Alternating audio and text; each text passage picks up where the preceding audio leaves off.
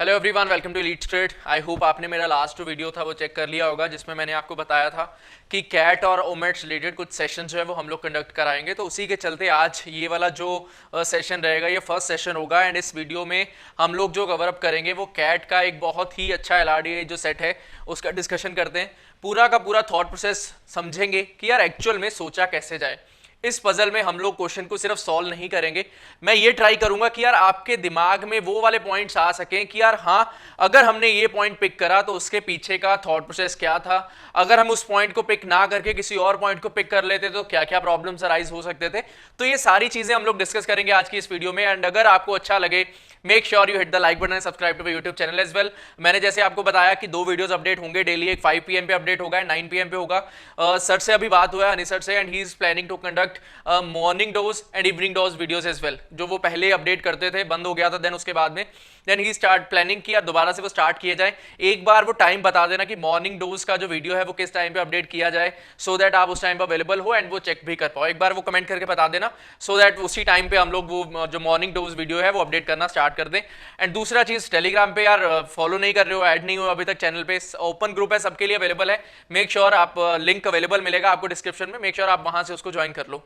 And दूसरा Facebook group है जहां पे एनमैट रिलेटेड, IFT, स्नैप, इन सब के रिलेटेड सेशन जो है वो डेली कंडक्ट कराए जा रहे हैं। ऑलरेडी डेली प्रैक्टिस होता है, 6 PM पे VA का प्रैक्टिस होता है, देन उसके बाद में 6:30 या 7 PM पे हम लोग LR का प्रैक्टिस करते हैं, एनमैट, स्नैप, जो बाकी के एग्जाम्स है कैट के अलावा।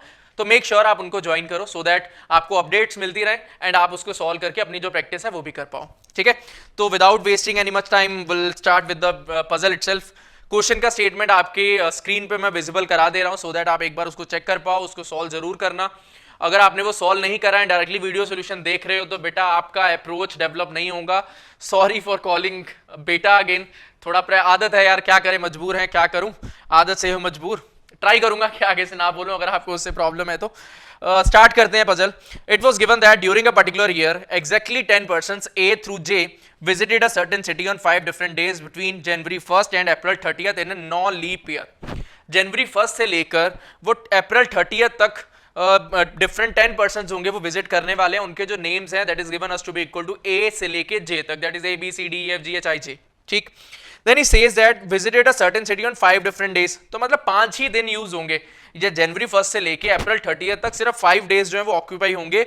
बाकी सारे डेज पे ऐसा नहीं है कि यार कोई 6th पर्सन होगा या फिर जो लास्ट पर्सन एक और बचेगा वो 6th डे पे आ जाए। It is not a possibility. 10 के 10 पर्सन 5 दिनों में आएंगे। ठीक, such that on each of the 5 days exactly 2 of the 10 persons। तो मतलब यार एक दिन होगा, then second होगा, then third, then fourth, then 5, तो सारे के सारे डेज पे दो पर्सन जो है वो आने वाले हैं। ऐसा नहीं हो सकता किसी एक डे पे एक ही पर्सन आ जाए या फिर किसी एक डे पे 3 पर्सन आ जाए। It is not a possibility for us. ठीक है, now he says that it is also known that 4 points are given to us. And सबसे ज्यादा इंपॉर्टेंट पॉइंट जो मैं बार बार बोलता हूं, बूस्टर क्लासेस में भी आपको यही सिखाया जाएगा कि यार अगर आप कोई पजल सॉल्व करते हो तो उसके पीछे का रीजन क्या है, कैसे आपको सोचना है। आपको क्वेश्चन के अलावा उसके साथ में जो 4 क्वेश्चन जुड़े हुए हैं, एक पजल तो आपने रीड कर लिया, सब सारे स्टूडेंट्स करते हैं, बट उसके साथ में जुड़े हुए जो 4 क्वेश्चन है उनका स्टेटमेंट रीड करना भी आपके लिए बहुत ज्यादा इंपॉर्टेंट है। उस पार्ट को मिस हम लोग नहीं करेंगे। फर्स्ट क्वेश्चन का क्या डिमांड है, on which day did B visit the city, and the question is asking TITA. TITA है गिवन, एमसीक्यू नहीं है भैया। अगर टीटा गिवन है, there is nothing mentioned as such कि भाई सीबीडी ऑप्शन भी हो सकता है, कहीं पे भी मेंशन नहीं है, ओनली टीटा इज देयर। तो भैया अगर टीटा क्वेश्चन है तो सीबीडी का पॉसिबिलिटी नहीं है, तो आई कैन से दैट यार बी के लिए कोई एक ही डे पॉसिबल होगा। ऐसा नहीं हो सकता बी के लिए कोई 2 डेज पॉसिबल हो जाए, 3 हो जाए, नॉट अ पॉसिबिलिटी। सिर्फ एक ही अरेंजमेंट बनेगा बी के लिए, मेरा काम चल जाएगा। सेकंड क्वेश्चन क्या कहता है, who among the following visited the city in March. मार्च में कौन विजिट कर रहा है, फिर से मेरे पास सीबीडी है ही नहीं। 4 ऑप्शंस हैं, 4 में से कोई एक आंसर होगा, मतलब कोई एक ही केस बनने वाला है जिसके थ्रू मुझे क्वेश्चन 2 का आंसर मिलेगा। Similarly question 3, how many of the 10 person visited the city after Feb 15th, फिर से टीटा, सीबीडी का पॉसिबिलिटी नहीं। How many days after F visited the city did I visit the city, कहीं पे भी CBD नहीं है। भैया यहां से क्या सीखते हो कि यार अगर सीबीडी नहीं है, I will try to form only one case, एक ऐसा केस जो सारी कंडीशन को सेटिस्फाई करेगा, एंड उसी केस के accordingly I will be able to answer all my questions. I hope एक बेसिक क्लैरिटी आ चुका है आपके माइंड में कि यार हाँ, हमने क्वेश्चन का जो स्टेटमेंट रीड किया उससे हमें क्या हेल्प हुआ। ठीक, स्टार्ट करते हैं, आगे बढ़ते हैं। फर्स्ट पॉइंट कहता है A who did not visit city after जे।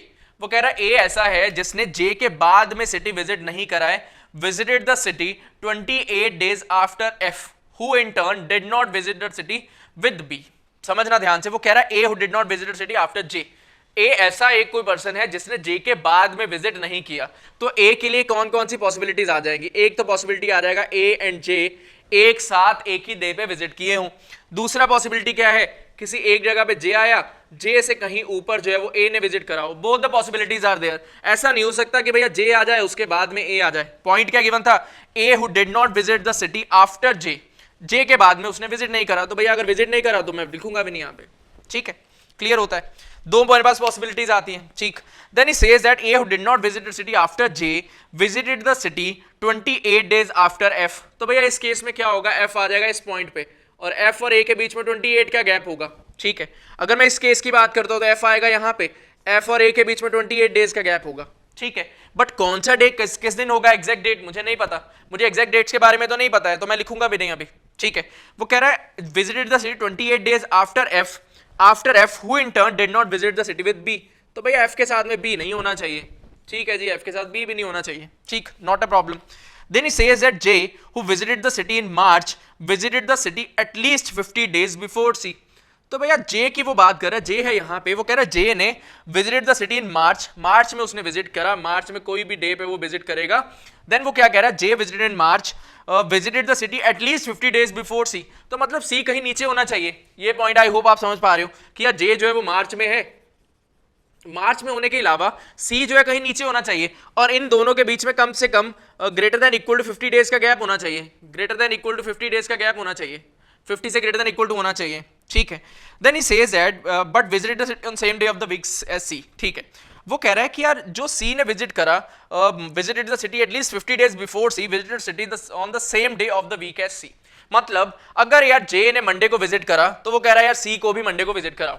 अगर वो ट्यूसडे को विजिट कर रहा है तो उस दूसरे को भी ट्यूसडे को कराओ, तीसरे को अगर वेडनेसडे कर रहा है तो दूसरे को भी वेडनेसडे कराओ एंड सो ऑन।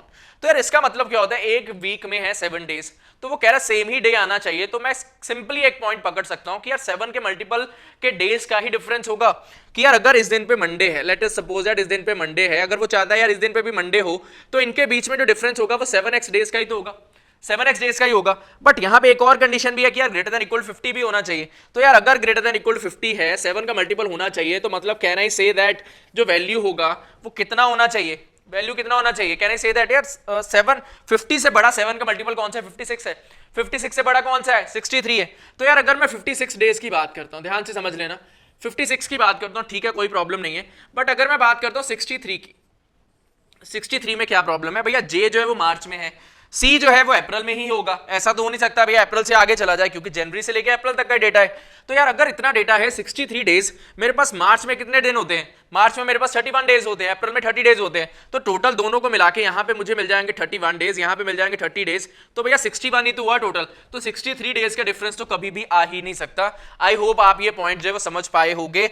अगर समझे नहीं हो तो दोबारा से समझ लो। मैंने बोला कि यार अप्रैल डे यहाँ पे कंफर्म है जे का, और सी अगर 50 डेज के बाद में कम से कम 50 डेज का डिफरेंस होना चाहिए, मतलब यहाँ पे अप्रैल ही होना चाहिए फॉर श्योर, मुझे समझ में आता है। तो भैया मार्च में मेरे पास होते 31 डेज, अप्रैल में मेरे पास होते 30 डेज। तो वो कह रहा है यार ये चीज मार्च में आनी चाहिए, अप्रैल में आनी चाहिए, इनके बीच में 63 का डिफरेंस कैसे हो सकता है? 31 प्लस 30 61 डेज का ही डिफरेंस हो सकता है मैक्सिमम, 63 तो कभी भी हो ही नहीं सकता। एक छोटा सा पॉइंट समझने वाला था, आई होप ये आप पॉइंट जो है वो समझ पाए हो।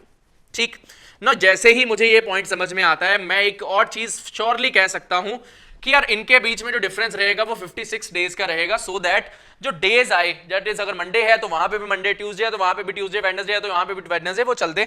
तो मतलब 56 का ही गैप इन दोनों के बीच में होना चाहिए, 56 का ही गैप इन दोनों के बीच में होना चाहिए। सिमिलरली अगर मैं यहाँ पे बात करता हूँ 56 डेज का गैप यहाँ पे होना चाहिए। ठीक है, बढ़िया चल रही है गाड़ी, आगे मूव करते हैं। देन वो कह रहा है D who visited the city exactly 10 days before H, D भी नहीं है एच भी नहीं है, ठीक है, विजिटेड द सिटी विद जी।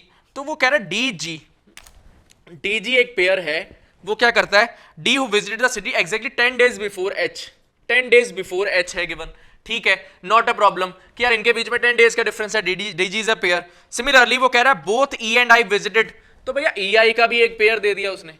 अभी ध्यान से समझना, बड़ा इंपॉर्टेंट पॉइंट है, ई आई का एक पेयर है जिसने कि 10th फेब को है, 10th फेब को आया।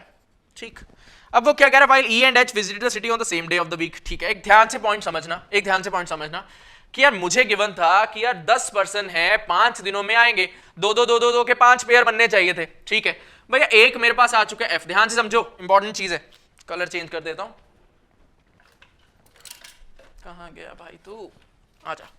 हमने बोला कि यार 1% मेरे पास एफ यहां पे आ गया, एक ए यहां पे आ गया, एक जे यहां पे आ गया, एक सी यहां पे आ गया, F A J C 4% already distribute हो चुके हैं। अब इसके साथ एक और पर्सन, इसके साथ एक और पर्सन, इसके साथ एक और पर्सन, इसके साथ कोई एक और पर्सन, और एक पेयर और चाहिए मुझे। बट चीज क्या हुई, मुझे पता चल रहा है यार ई आई एक पेयर बनाएंगे, ई आई यहां पे नहीं आ सकता, यहां पे नहीं आ सकता, यहां पे नहीं आ सकता, यहां पे नहीं आ सकता, मतलब अलग से आना चाहिए ई आई, समझ में आता है। सिमिलरली डीजी की अगर मैं बात करता हूं, भैया डीजी यहां नहीं आ सकता, यहां नहीं आ सकता, यहां नहीं आ सकता, यहां नहीं आ सकता, डीजी अलग बन गया।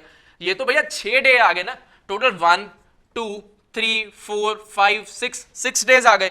बट मुझे तो ऑलरेडी पता था ना कि 5 दिनों में 10% आने चाहिए, मतलब यार ये जो सेकंड केस था ये तो डायरेक्टली हो गया एलिमिनेट, सेकंड केस मेरा डायरेक्टली हो चुका है एलिमिनेट। तो भैया अगर ये केस हो गया एलिमिनेट, मेरे पास एक ही केस बचा, उसके साथ मैं थोड़ी छेड़छाड़ कर लूंगा और आगे जो है वो प्रोसीड भी कर लूंगा, देखते हैं कितना कितना आगे बढ़ पाते हैं।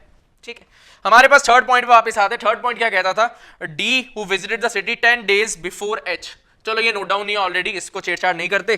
देन इसके अलावा गिवन है both E and I visited the city on 10th Feb, E and I visited on 10th Feb, ये भी हमने नोट डाउन कर लिया।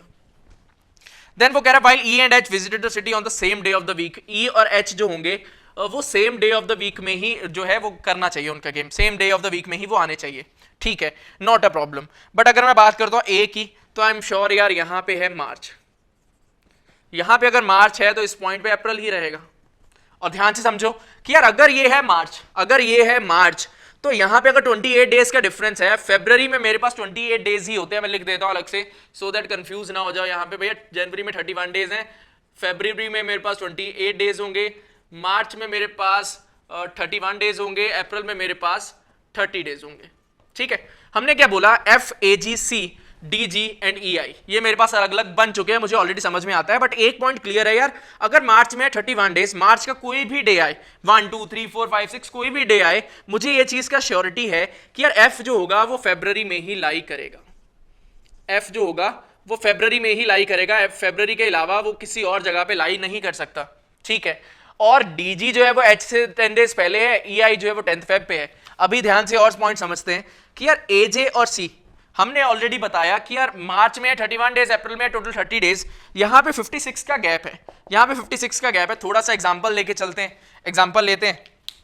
मान लो मैंने रखा कि यार ये 1 मार्च पे आ गए, ये 1 मार्च पे आ गए, तो भैया अगर ये 1 मार्च पे आते हैं, ध्यान से समझ लेना इंपॉर्टेंट चीज है यार, ये अगर 1 मार्च पे आ गया, ठीक है, 1 मार्च यहां पे है, इन दोनों के बीच में 56 का डिफरेंस है, इन दोनों के बीच में 56 का डिफरेंस है। तो भाई अगर मेरे इनके बीच में 56 का डिफरेंस है, तो एक मोटा मोटी पॉइंट आपको समझ में आना चाहिए, 1 मार्च प्लस 56 मुझे करना है, टोटल 31 डेज है मार्च में, मतलब 30 डेज तो यहां पे आए, 30 डेज यहां पे है, 26 मुझे डेज और चाहिए, मतलब यहां पे मेरी डेट क्या आ जाएगी, 26 अप्रैल की। समझ में आया, यहां पे 1 मार्च है तो यहां पे 26 अप्रैल आया, अगर मैं यहां पे 2 मार्च कर दूंगा यहां पे 27 अप्रैल आ जाएगा, सिमिलरली यहां पे मैं 3 मार्च कर दूंगा यहां पे मेरा 28 अप्रैल आ जाएगा एंड सो ऑन। ठीक है, देन इसके अलावा और चीज कि यार अगर मैं बात करता हूं, एक मुझे डीजी का पेयर मिल चुका है, एक मुझे ईआई का पेयर मिल चुका है, एक मुझे एजे का पेयर मिल चुका है, बी जो है वो एफ के साथ पेयर नहीं बना रहा, तो भैया बी जो है वो सी के साथ ही तो पेयर बनाएगा। सिंपल पॉइंट है कि यार ये पेयर बन गया, ये पेयर बन गया, ये पेयर बन गया। अब अगर बी इसके साथ पेयर नहीं बना सकता तो बी को तो भाई इसके साथ ही पेयर बनाना पड़ेगा। ठीक है, देन इसके बाद में मेरे पास बचा कौन, मेरे पास सिर्फ बचा है एच, तो भैया एच आ जाएगा इस पॉइंट पे।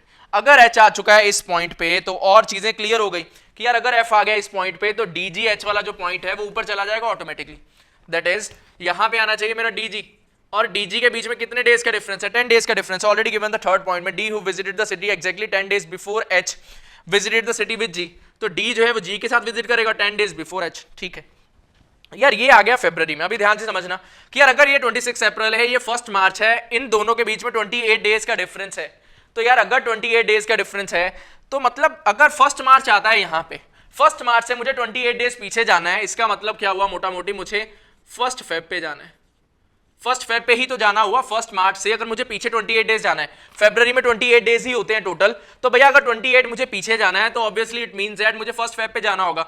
1 फेब प्लस 27 मतलब 28 फेब प्लस 1 मतलब मेरे पास जो वैल्यू आया 28 डेज का वैल्यू आ गया, मतलब 1 मार्च पे मैं रीच कर गया, ठीक है। अगर 2 मार्च आएगा तो ऑब्वियसली 2 फेब आ जाएगा, सिमिलरली 3 मार्च आएगा तो 3 फेब आ जाएगा। यहाँ पे रिमूव कर देता हूँ बाकी का डेटा सो दैट कंफ्यूज ना हो इसको समझने में। नाउ अगर मैंने यहाँ पे बात करा 3 फेब के मार्च के बाद में 4 मार्च 5 मार्च, यहाँ पे वैल्यू हो गया 29 अप्रैल 20 और 30 अप्रैल। तो बेटा 30 अप्रैल से आगे तो मैं जा नहीं सकता, मतलब मेरे पास ऑप्शन क्या है 26, 27, 28, 29, 30, मतलब 1 2 3 4 5, मतलब 1 2 3 4 5, यहाँ तक 5 तक ही ऑप्शन जाएगा।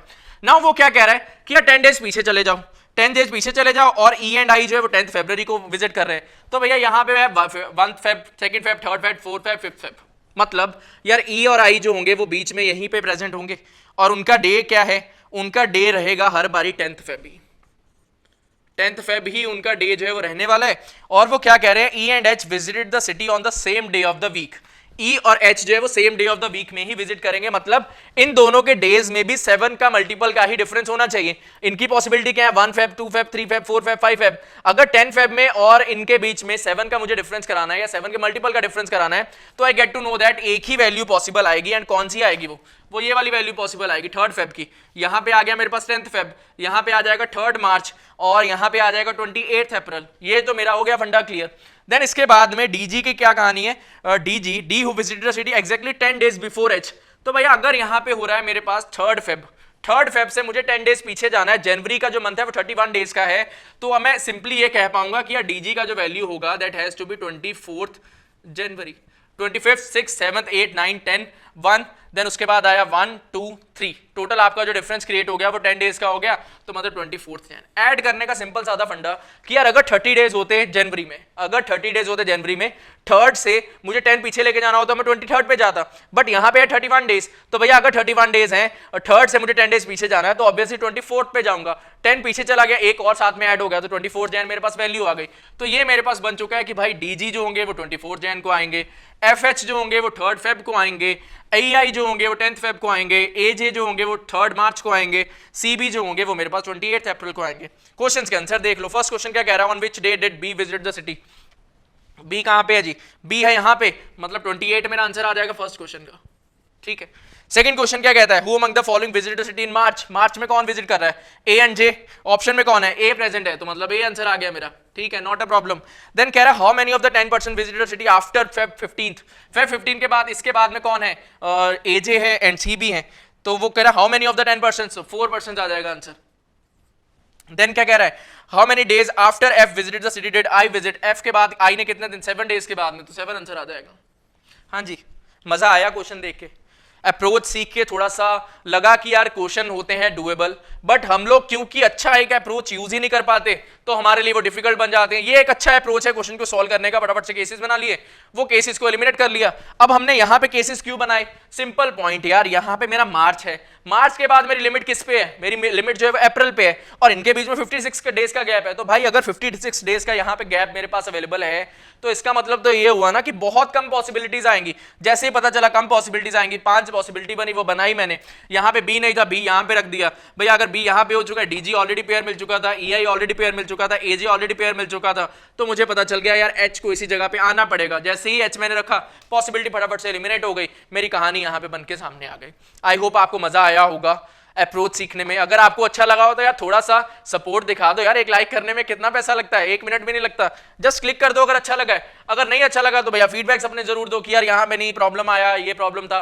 अगर आप चाहते हो मुझसे डायरेक्टली फेसबुक पे कनेक्ट करना तो मैं अपनी प्रोफाइल का लिंक डिस्क्रिप्शन में अवेलेबल करा दे रहा हूँ, आप डायरेक्टली मेरे साथ कनेक्ट कर सकते हो, कुछ भी अगर क्वेरीज होंगे आप पूछ सकते हो, ठीक है। So that is all from my side for this particular video. Channel को जरूर सब्सक्राइब कर देना भैया, आने वाली वीडियोस की नोटिफिकेशन तभी मिलेंगी अगर सब्सक्राइब किया होगा।